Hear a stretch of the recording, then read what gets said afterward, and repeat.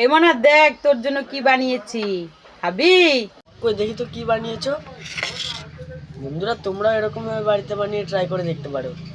প্রথমে একটা গামলাতে আলুকে মিক্স করে নিতে হবে। পরিমাণ মতন পেঁয়াজ কুচি, হলুদের গুঁড়ো, লঙ্কার গুঁড়ো, তারপরে গোলমরিচের গুঁড়ো, কিছুটা চাট মশলা দিতে হবে, কিছুটা হিং দিতে হবে, তারপরে পরিমাণ মতন লবণ দিতে হবে, ধনিয়া পাতা দিতে হবে, দিয়ে সুন্দর করে মাখিয়ে রাখতে হবে।